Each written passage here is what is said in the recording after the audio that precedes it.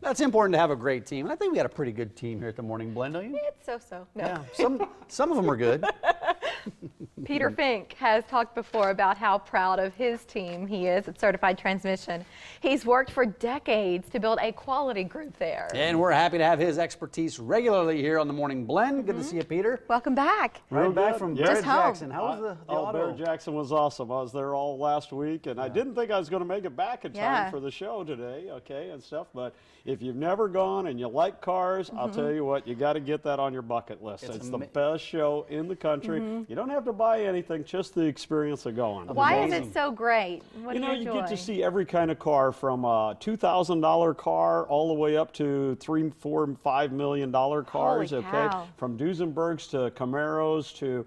There was a 1957 Subaru, and my son-in-law's into Subarus. He wanted me to buy it, you know.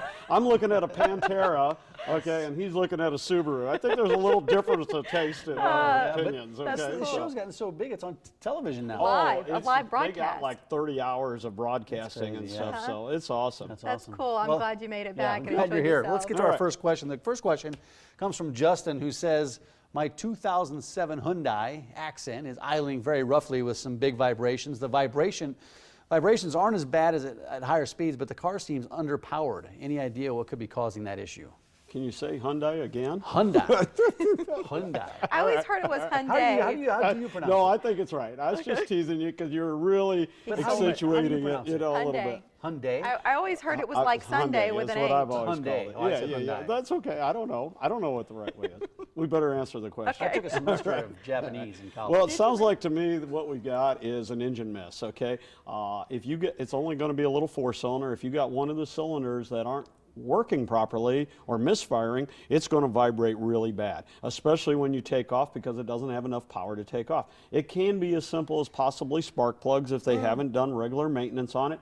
A lot of times a spark plug wire will go bad, or the coil pack that fires the spark plugs, okay? It could be a fuel injection. It is fuel injection. It could be a fuel injector that is bad. And if it isn't that, then it can get a lot more complicated. You know, I would not recommend to start throwing parts at this thing, okay? You really need to get into a shop, check it out. You got to build a good relationship with the shop. They'll check it out, tell you what it's going to need, and get it fixed.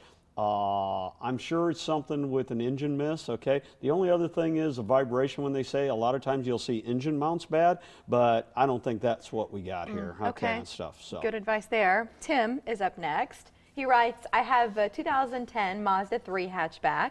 My odometer just hit 65,000 miles. What types of preventative maintenance do you recommend in order to keep her running for many years to come? All right, great question. You know, truthfully, cars will last way beyond what we really almost want them to, or we get bored with them if you maintain them. So great question, what to do. There are wonderful lists that the manufacturers put out, recommended services to go by. Now, should you do that just automatically because you hit that mileage?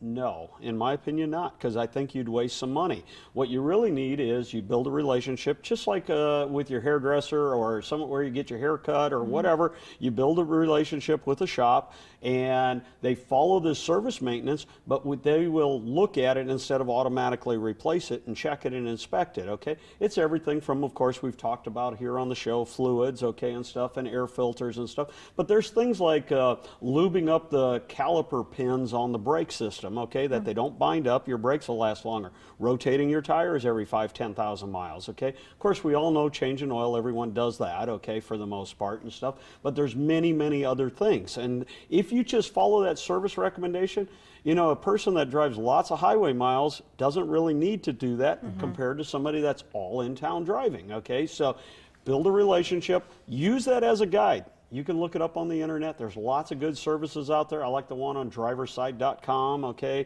There's a number of ones, all free out there. You can look it up if you don't have the owner's manual anymore. Yeah. And build that relationship with a shop, and you'll save money in the long run, okay? It's that old saying, pay me now or pay me later. Right, okay, no kidding. So. But the website, that's a good tip. I didn't think about that. It's a great tip, you know, and there's a lot of other good ones too. It's just one that I kind of personally like. So. All right, our final question. This comes from Jane. I've heard your experts say warming up the car in cold weather is valuable, but last week I heard a radio host who said that only applies to older model cars that have carburetors. Is that true? I think that's a great question. I jump in my Explorer, it's a newer one, and I don't let it warm up, start it, and drive off. So You what do we know, do? that is a great question, okay?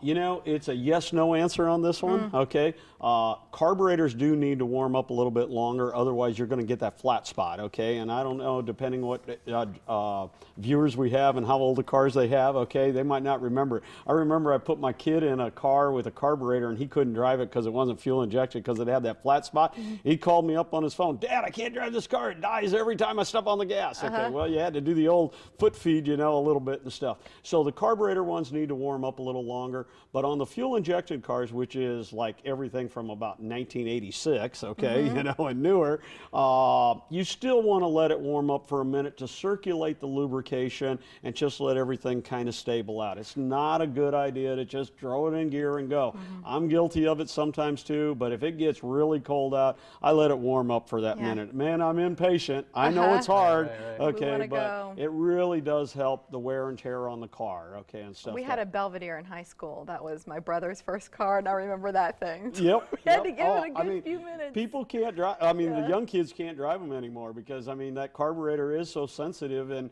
if it choke wasn't adjusted just right and the choke pull off and stuff, it would stutter and flutter kids and these die. days will never know the joys, will That's they? it. That's it. Smartphones and everything else. 5 locations in the Omaha area for certified transmission, online, on Facebook.